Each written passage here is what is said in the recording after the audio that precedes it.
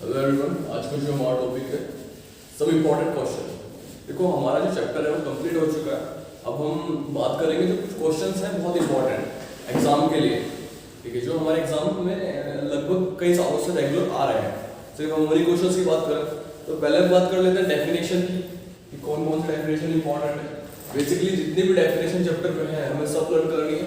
फिर भी मैं जो इंपॉर्टेंट है देता हूँ आपको। एक मॉल फ्रैक्शन, इसकी डेफिनेशन ये बता चुके हैं। मॉलैरिटी, हेनरीज लॉ, क्वेश्चन आ जाएगा स्ट्रेट हेनरीज लॉ, इसका डेरिवेशन, और हमारा क्या है rods law, straight rods law. इसमें क्वेश्चन आ सकता है हमारा ideal solution, what is ideal solution, what is non ideal solution. फिर आ सकता है what do you understand by positive deviation. Positive deviation से आप क्या अंडरस्टैंड करेंगे।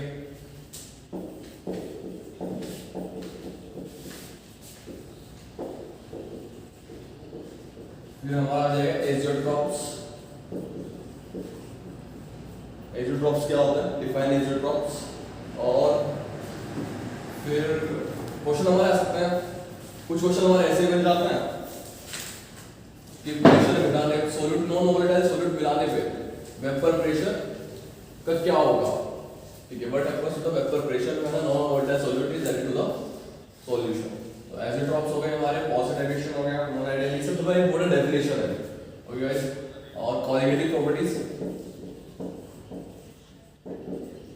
इसकी डेफिनेशन आएगी। ऑस्मोसिस आ जाएगा हमारा, ऑस्मोटिक प्रेशर आ जाएगा,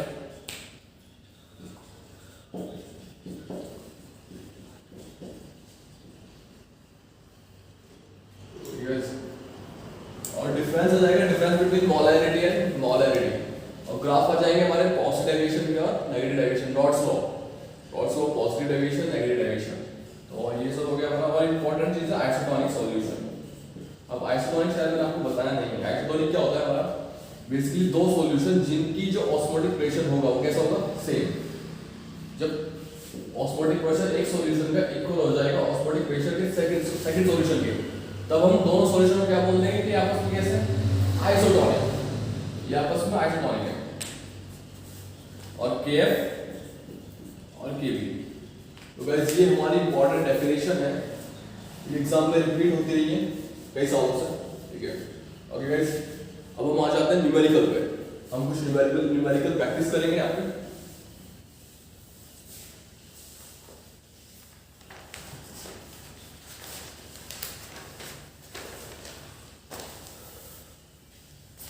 तो सबसे पहले जो हमारा टॉपिक है वो है हेनरी लॉ, और हेनरी लॉ के हमें न्यूमेरिकल करने सबसे पहले। तो हमारा एक न्यूमेरिकल है the solubility of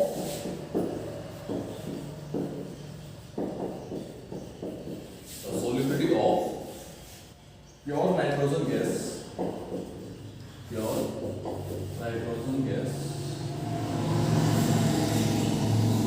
at 25 degrees Celsius and 1 atm. The pressure is 6.8 into 10⁻⁴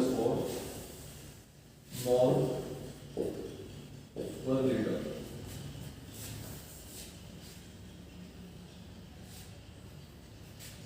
What is the concentration?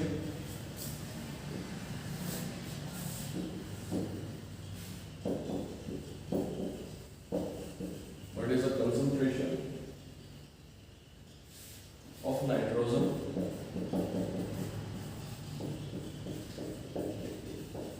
dissolved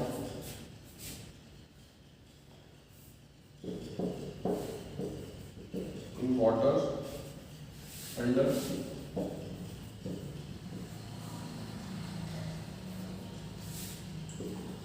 atmospheric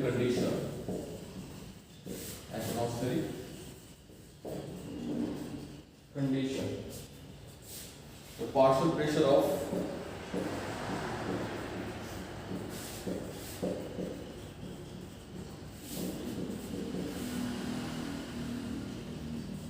nitrogen gas is 0.78 atm। Gas ये हमारा क्वेश्चन देखो, इसमें था solubility of pure nitrogen gas. तो कह रहा है कि जो नाइट्रोजन गैस की सोल्युबिलिटी है, इतना टेम्परेचर है, इतने प्रेशर पे, इतनी है, ठीक है। तो ये क्या है हमारी इसकी सोल्युबिलिटी, ओके। अब वो कह रहा है इतने प्रेशर पे तो इतनी है, लेकिन इतने प्रेशर पे कितनी होगी, ठीक है। तो क्वेश्चन सिंपल है हमारा कि इतने प्रेशर पे हमारी सोल्युबिलिटी वो इतनी है, लेकिन जब इतना प्रेशर होगा मतलब 0.78 atm तब कितनी होगी। और इसका सॉल्यूशन करते हैं, सिंपल सा सॉल्यूशन है।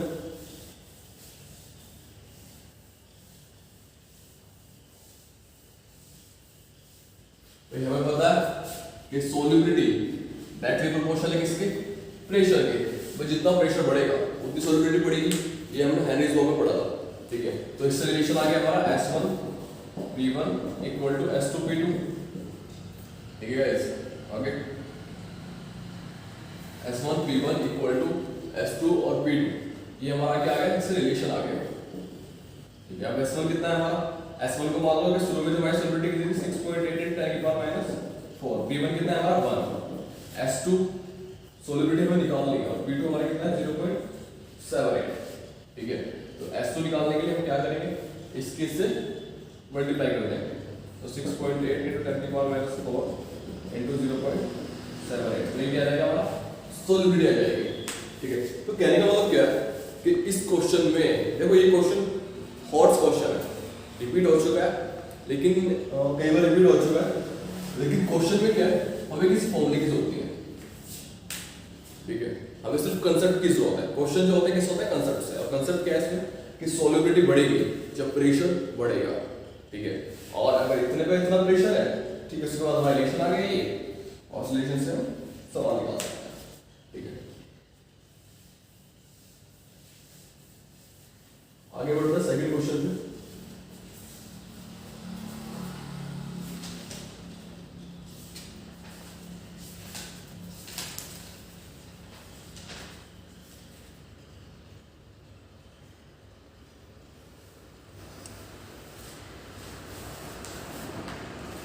लिखा हुआ है सेकंड क्वेश्चन क्या है, 18 gram glucose is dissolved in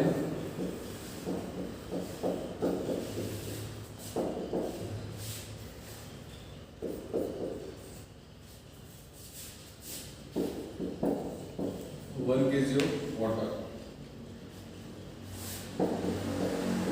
in a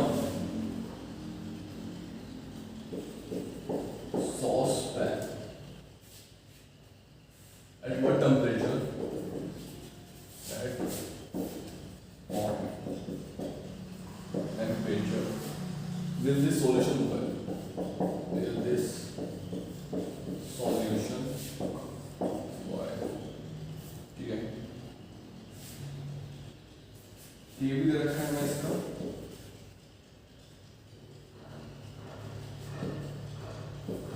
zero point 52 kilogram पर मोल। ये गाइस देखो, इस क्वेश्चन में करना क्या है, पहले समझ लेते हैं।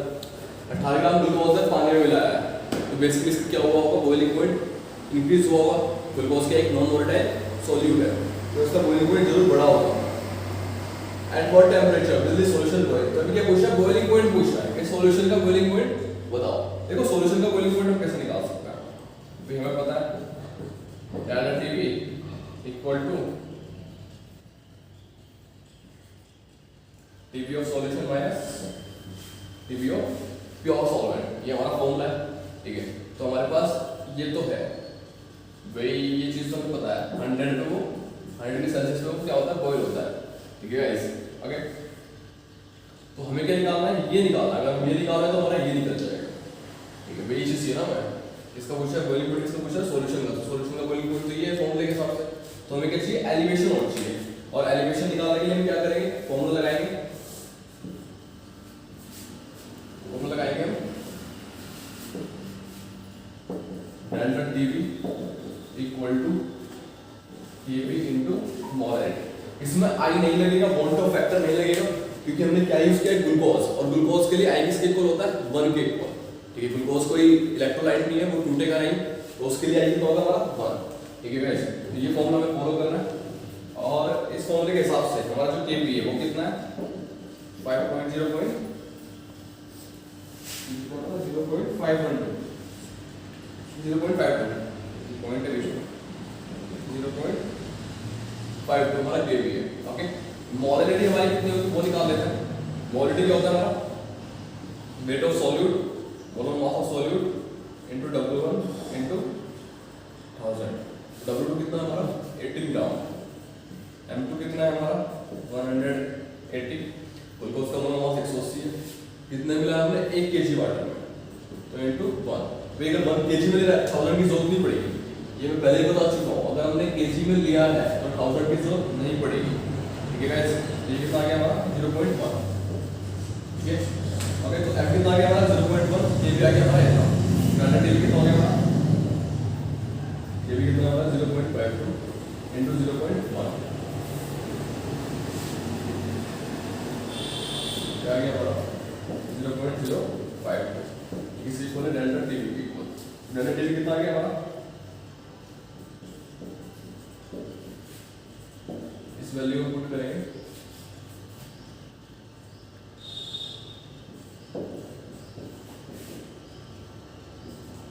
सेक्स मान लेते हैं -100 इक्वल टू 100 प्लस, ये क्या आ गया हमारा बॉइलिंग पॉइंट आ गया। ठीक है गाइस, ये हमारा क्या है बॉइलिंग पॉइंट।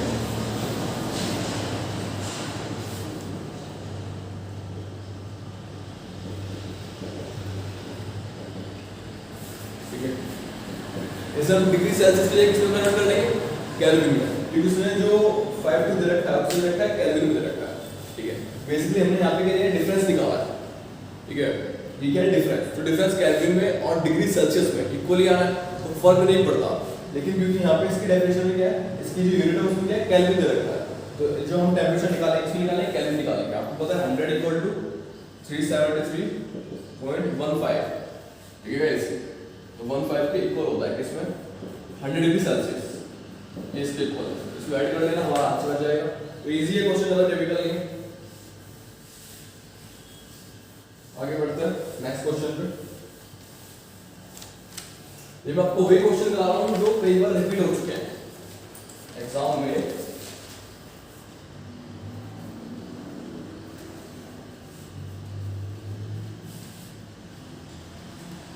अब देखो नेक्स्ट क्वेश्चन है हमारा थर्ड।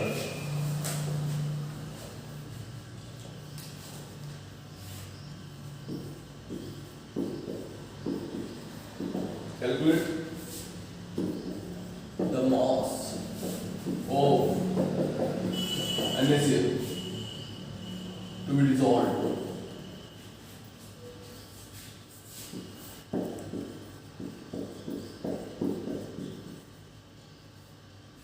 in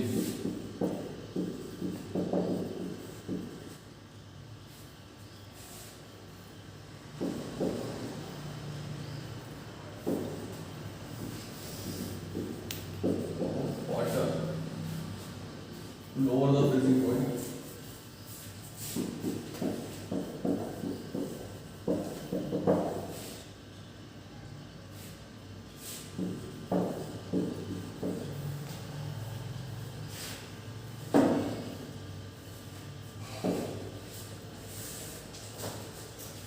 ये अब रखा है वाटर को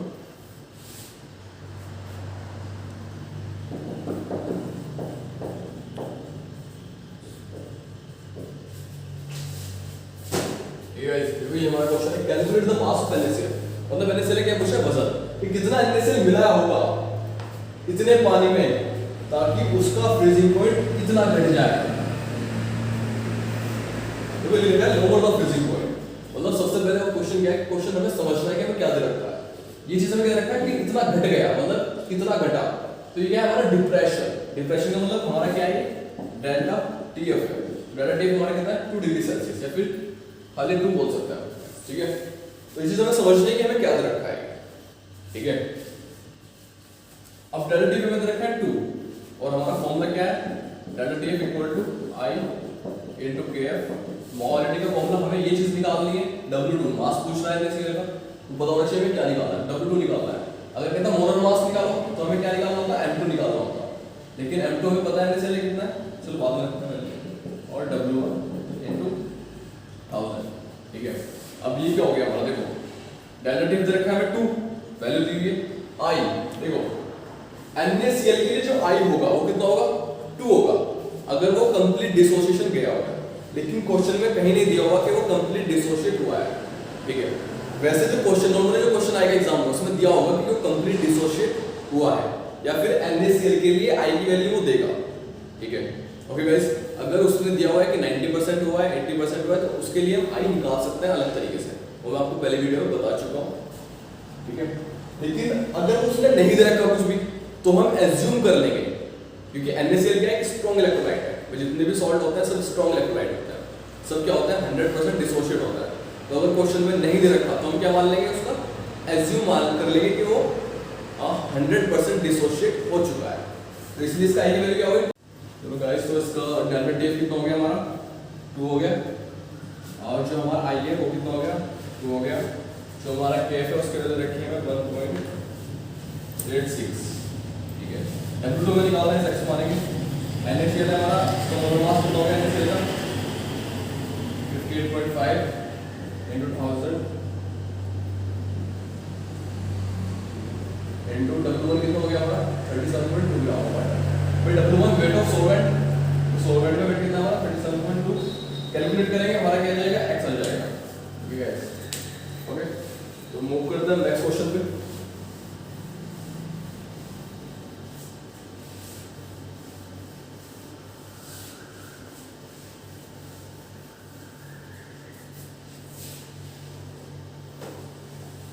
हमारा नेक्स्ट क्वेश्चन है,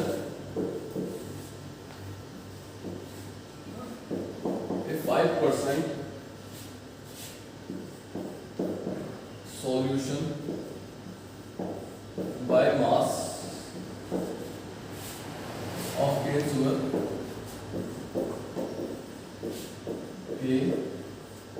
sugar is isotonic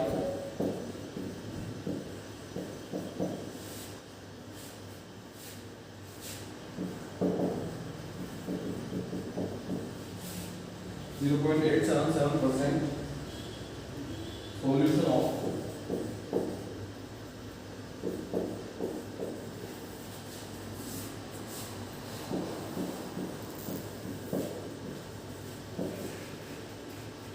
substance X). Find the molecular weight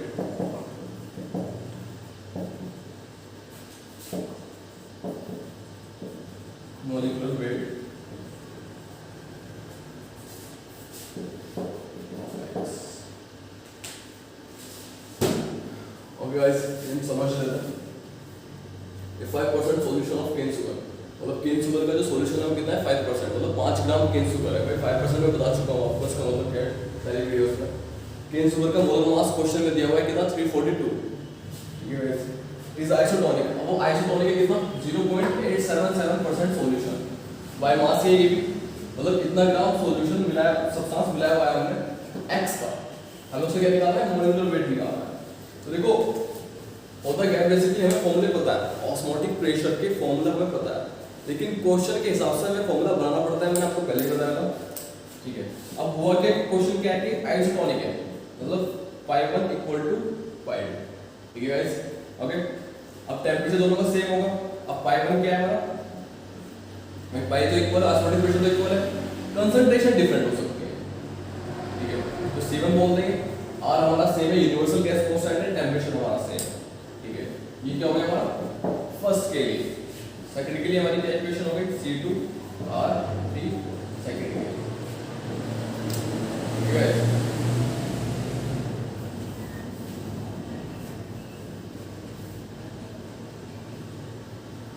अब अगर आप ध्यान से देखो तो पाई से तो कट जाएगा, R कट जाएगा, T कट जाएगा, तो हमारा क्या होगा C1 इक्वल टू C2।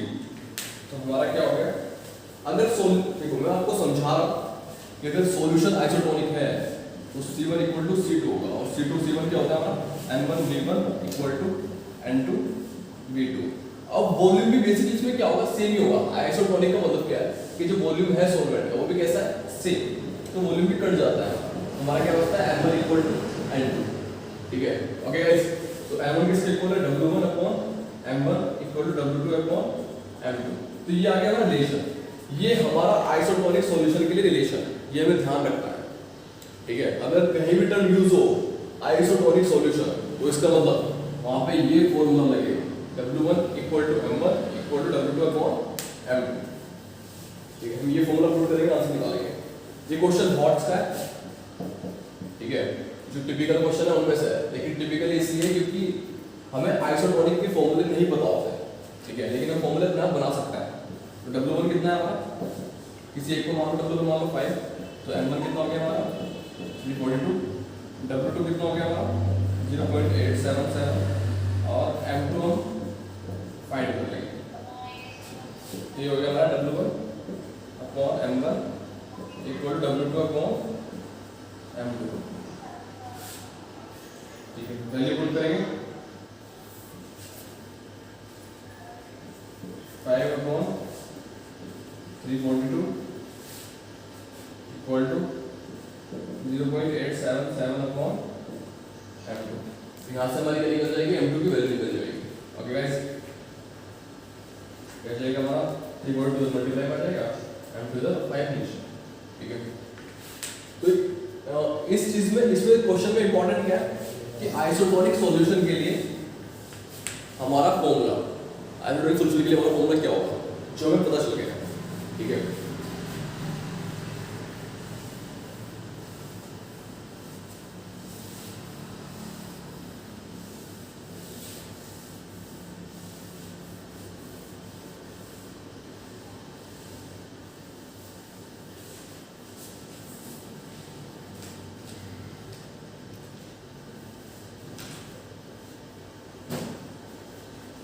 हमारा नेक्स्ट क्वेश्चन है fifth.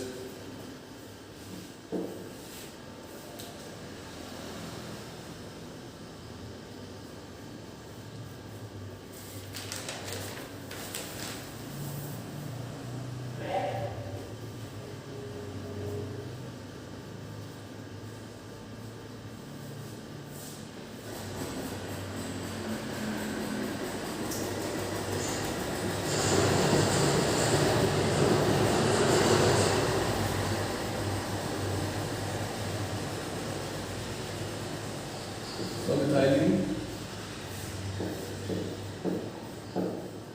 glycol is added to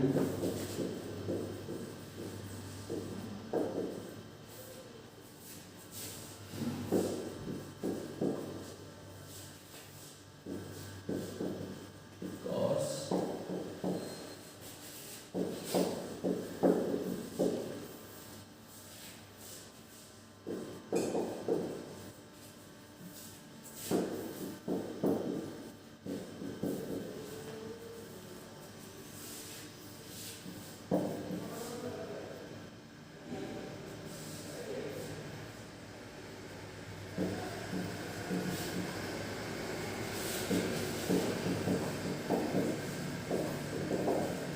the freezing point of water glycol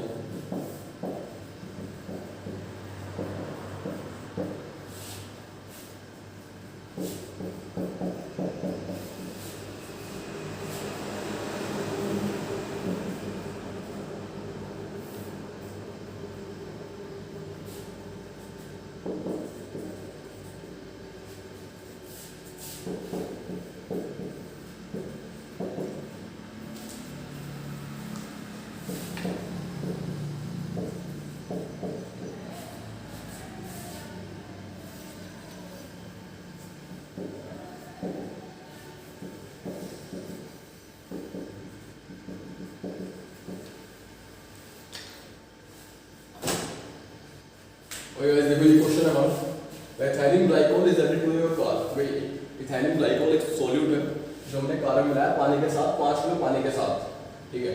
उसकी वजह से क्या हुआ कि फ्रीजिंग पॉइंट लोअर हो गया, कितना हो गया 15 degree Celsius. If the freezing point of the water molecule solution is -15 degree Celsius, मतलब उसका जो फ्रीजिंग पॉइंट है वो कितना हो गया, -15 हो गया। बेसिकली वाटर में कितना होता है, 0 होता है, ठीक है। तो what is the boiling point of the solution, कह रहा है कि बॉइलिंग पॉइंट बताओ सॉल्यूशन का, ठीक है गाइस। देखो इस क्वेश्चन को कैसे करेंगे, सबसे पहली बात हमें क्या रखना है भाई, हमें क्या निकालना है boiling point of the solution. तो बॉइलिंग पॉइंट के लिए हमें क्या निकालना पड़ेगा, Tb, और Tb कैसे निकलेगा हमारा, T0 P equal to delta Tb, मतलब हमें क्या चाहिए उसके लिए डेल्टा Tb चाहिए, और डेल्टा Tb हमारा कैसे निकलेगा, I into Kb into m। अब I तो इस हेलिकल आइटम के लिए 1 है, कोई इलेक्ट्रोलाइट तो है नहीं, तो delta Tb equal to Kb into m, मतलब अगर मुझे ये चाहिए तो मुझे ये भी चाहिए और ये भी चाहिए, Kb हमें दे रखा है लेकिन मोलैरिटी हमारे पास नहीं है, ठीक है। तो शुरू से बता रहा हूँ, हमें क्या निकालना है, boiling point of the solution, solution का बॉइलिंग पॉइंट। अब बॉइलिंग पॉइंट निकलेगा इस रिलेशन से, अब ये चीज तो हमें पता है कि उसका बॉइलिंग पॉइंट 100 होता है, 373.15 होता है, लेकिन हमें ये नहीं पता, तो ये निकालने के लिए हमने फॉर्मूला लगाया delta Tb equal to Kb into m। Kb हमें पता है लेकिन हमें मोलैरिटी नहीं पता, ठीक है। मोलैरिटी कैसे फाइंड करेंगे, तो वो देख लेते हैं एक बार, ठीक है। अभी मोलैरिटी फाइंड करने के लिए हम क्या करेंगे, ये जो ऊपर हमें रिलेशन दिया हुआ है उससे यूज करेंगे। भाई हमें क्या दिया हुआ है, डेल्टा Tf दिया हुआ है, डेल्टा Tf कैसे निकालेंगे, 0 में से with delta Tf equal to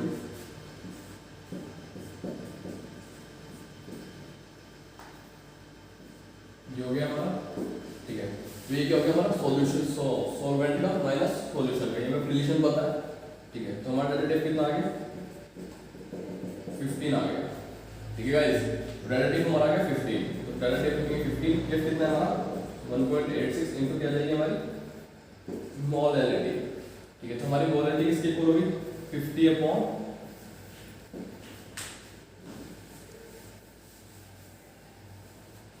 ये क्या था हमारा 15 इक्वल टू 1.86 इनटू मोलैरिटी, तो मोलैरिटी इक्वल टू होगा हमारा 15 अपॉन 1.86, इसके इक्वल आ गया हमारी मोलैरिटी के इक्वल। भाई सेम सॉल्यूशन है, तो जिसका फ्रीजिंग पॉइंट निकाल रहा है उसी का बॉइलिंग पॉइंट निकाल रहा है, तो सॉल्यूशन कैसा है हमारा सेम, तो मोलैरिटी कैसी होगी, सेम ही होगी दोनों के लिए। तो फिर हम फॉर्मूला है delta Tb equal to Tb कितना है हमारा 0.52 और मोलैरिटी हमारी आएगी कितनी 15/1.86। तो हमारा क्या जाएगा यहाँ पे चेंज इन बॉइलिंग पॉइंट, और एक बार हमारा चेंज इन बॉइलिंग पॉइंट आ गया तो फिर हमारा क्या जाएगा बॉइलिंग पॉइंट, ठीक है गाइस। ओके, तो देखो होगा क्या, क्वेश्चन में तुम्हें शब्द रखा होगा, डिप्रेशन रखा होगा किसका, फ्रीजिंग पॉइंट का, केएफ दे रखा होगा, डेल्टा टीएफ दे रखा होगा, लेकिन पूछ के लेगा वो बॉइलिंग पॉइंट पूछ लेगा, या हो सकता है बॉइलिंग पॉइंट के बारे में इंफॉर्मेशन दे रखी हो, ठीक है, और पूछ के लेगा केएफ पूछ ले, ठीक है, या फिर क्या पूछ ले डेल्टा टीएफ पूछ ले। तो उस केस में हमें क्या करना है कि जो मोलैरिटी है एक रिलेशन से हम क्या निकाल लेंगे, अननोन वैल्यू निकाल लेंगे, उस वैल्यू को पुट करेंगे दूसरे रिलेशन में। भाई यहां हम क्या कर रहे हैं, दोनों फॉर्मूला का यूज कर रहे हैं। देखो इस क्वेश्चन में हमने क्या किया, भाई हमारे पास ये रिलेशन है,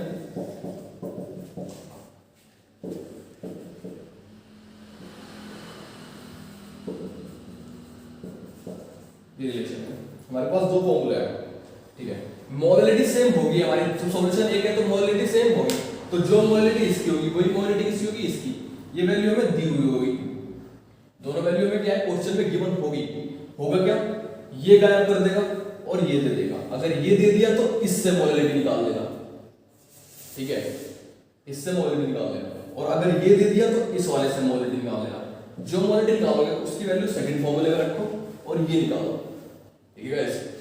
ओके, हमें दोनों फॉर्मूले का यूज करना है इसमें, ठीक है, दोबारा बता रहा हूं, केएफ और केबी की वैल्यू को क्वेश्चन में देगा, होगा क्या, या तो दे देगा depression in freezing point directly और इनडायरेक्टली, ठीक है, अगर उसने ये दे दिया तो हम मोलैरिटी की वैल्यू फाइंड कर लेंगे, क्योंकि सॉल्यूशन एक ही है, दोनों एक ही सॉल्यूशन का बॉइलिंग पॉइंट और फ्रीजिंग पॉइंट पूछ रहा है, तो जो मोलैरिटी इसकी होगी वही मोलैरिटी किसकी होगी, इस फॉर्मूले में पुट होगी वही वैल्यू, ठीक है। तो इससे जो हमने ये मोलैरिटी, अभी हमने क्या किया, ये हमने पहले तो ये फाइंड किया, फिर ये हमारे पास था और हमने मोलैरिटी निकाली, फिर जो मोलैरिटी हमने निकाली वो हमने किस वाले, इस वाले क्वेश्चन, इस वाली इक्वेशन में, ठीक है, और हमारे क्या आ गया डेल्टा टीबी आ गया, ठीक है, तो ये क्या हमारा सिंपल तरीका है। ओके, हमारा नेक्स्ट क्वेश्चन है 6,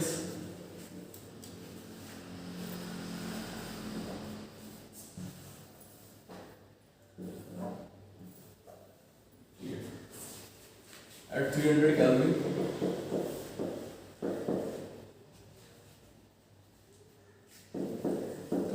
gram of glucose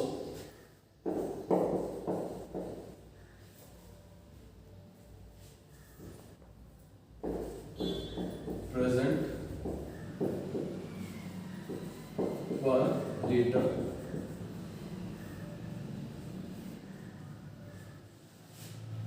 in its solution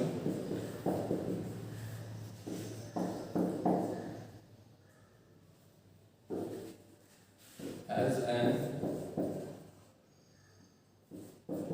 osmotic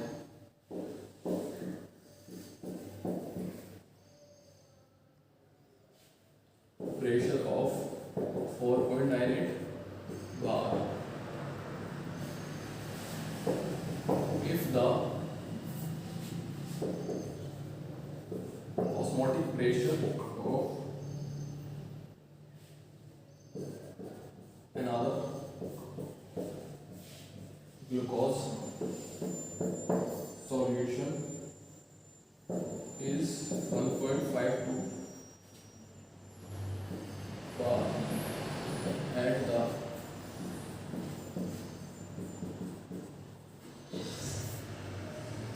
same temperature.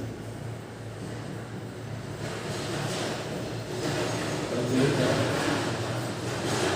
concentration of the other solution. ये हमारा क्वेश्चन है नेक्स्ट। तो ये क्या कह रहा है 300 केल्विन 300 केल्विन पे 36 ग्राम ग्लूकोज प्रेजेंट है 1 लीटर पानी में। ठीक है, तो 36 ग्राम ग्लूकोज को हमने 1 लीटर पानी में मिलाया तो जो उसका ऑस्मोटिक प्रेशर है वो कितना है, इतना।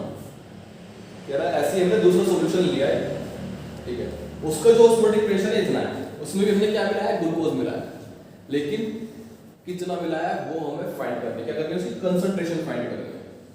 ठीक है गाइस, ओके गाइस, तो कहने का मतलब इस क्वेश्चन का मतलब ये है कि जब मैं 36 ग्राम मिला रहा हूँ तो इतना प्रेशर है, तो कितना ग्राम मिलाऊं कि इतना प्रेशर हो जाए। अब ऑस्मोटिक प्रेशर क्वेश्चन मैं आपको पहले भी बता चुका हूँ, इसके फॉर्मूले क्या होता है, हम चेंज कर सकते हैं। अभी हमारा फॉर्मूला क्या है, पाई इक्वल टू C1RT। भाई इसमें R सेम है, T सेम है, देखो इसमें टेम्परेचर क्या रखा है, सेम टेम्परेचर, यहाँ पे सेम टेम्परेचर है, यहाँ पे 300 है, T सेम है, लेकिन इसमें क्या है, ऑस्मोटिक प्रेशर चेंज है, दोनों का ऑस्मोटिक प्रेशर चेंज है। तो हमने पाई 1 ले लिया, C ले लिया, और दूसरे के लिए हमारा क्या हो गया, ये हो गया हमारी इक्वेशन फर्स्ट पहले के लिए, और पाई 2 के लिए हो गया हमारी C2R, ये हो गया हमारी इक्वेशन सेकंड। अगर हम सेकंड को डिवाइड करेंगे फर्स्ट से तो हमारा क्या बचेगा, pi 1 upon C1 equal to pi 2 upon C। ठीक है, अब हो क्या क्या रहा है कि पर लीटर, मतलब सॉल्यूशन जो प्रेजेंट है किसमें, पर लीटर है। ठीक है, और C1 हमें पता है, C1 क्या है हमारा, C क्या होगा हमारा, N upon V, N1 upon V1। ठीक है, तो बेसिकली वॉल्यूम कैसा है, सेम है, तो हम ऐसा लिख सकते हैं pi 1 upon C1 sorry pi 1 N1 upon V equal to pi 2 upon V। अब V तो कट गए क्योंकि सेम है, पर लीटर बोला हुआ है दोनों में, तो ये क्या बचा हमारा pi 1 upon N1 equal to pi 2 upon N2। ठीक है, अब वो क्या पूछ रहा है, कंसंट्रेशन पूछ रहा है, मतलब मोल पूछ रहा है। बेसिकली सॉल्यूशन लीटर, हमारा जो वॉल्यूम है वो कितना है, 1 लीटर है, पर लीटर बोला हुआ है इसमें, तो हमें क्या निकालना है, सिर्फ मोल निकालना है। तो हम क्या करेंगे, जो पहला सॉल्यूशन है हमारे, इसके मोल निकाल लेंगे। अब हमें क्या रखा है 36 ग्राम, तो 36 ग्राम के अगर हम मोल निकालें तो कितना आएगा हमारा 0.2। तो 18 ग्राम होता तो 0.1 होता ना, अगर ये 18 ग्राम होता तो 0.1 होता। अब 36 ग्राम का कितना हो गया, 0.2 हो गया, डबल हो गया। ठीक है, तो कहने का मतलब है जी क्या है, इसके मोल्स आ गए। ठीक है, ये हमने क्या निकाल लिए, मोल, मतलब हम बोल सकते हैं ये N1 के इक्वल आ गया। ठीक है गाइस, ओके, तो पाई 1 हमारा कितना रखा है उसने 4.98, और ये क्या गया हमारा, कितना गया 0.2। अब पाई 2 कितना रखा है उसने 1.52। अब हमें क्या निकालना है, N2। ठीक है, ओके, N2 हम कैसे निकालेंगे, सिंपल है, N2 इक्वल टू हो गया हमारा 1.52 इंटू 0.2 अपॉन 4.98। तो ये क्या आ जाएगा हमारा, N2 आ जाएगा, number of moles in second वाले। तो जितने मोल्स होंगे उतनी क्या होगी, मोलैरिटी होगी।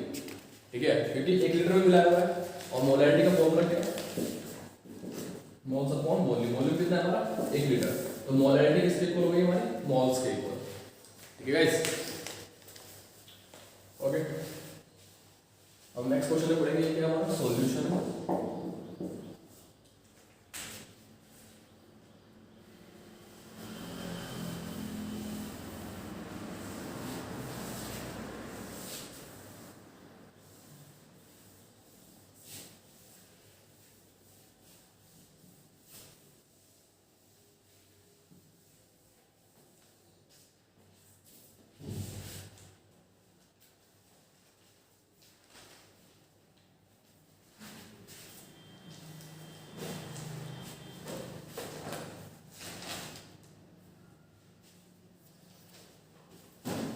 क्वेश्चन है हमारा, ये हमारा शायद 7th है। Calculate the boiling point. 8 होगा, जो भी हो कर लेना अपने हिसाब से। Calculate the boiling point of 1 mole of 1 molar aqueous solution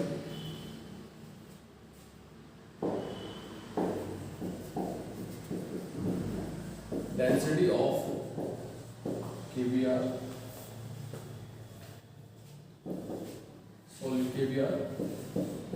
solution is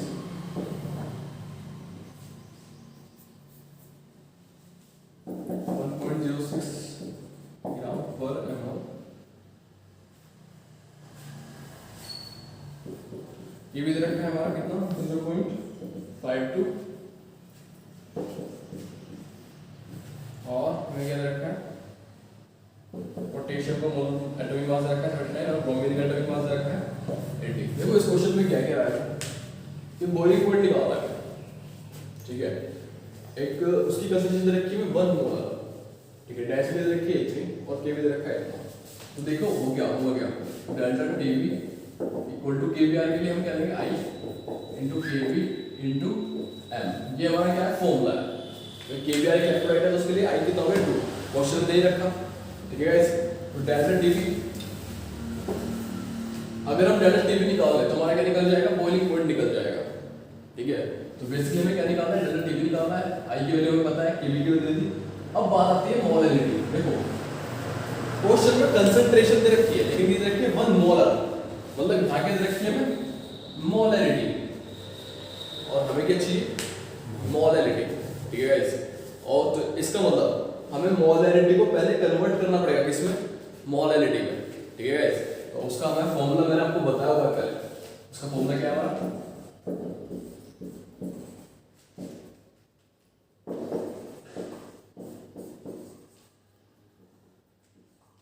ये इसका हमारा फॉर्मूला है जिससे हम कन्वर्ट कर सकते हैं किसे मोलैरिटी को मोलैरिटी में, ठीक है। देखो हमें 1/m ये हमें निकालना है मोलैरिटी और डेंसिटी रखी है 1.06 और मोलैरिटी में क्या रखा है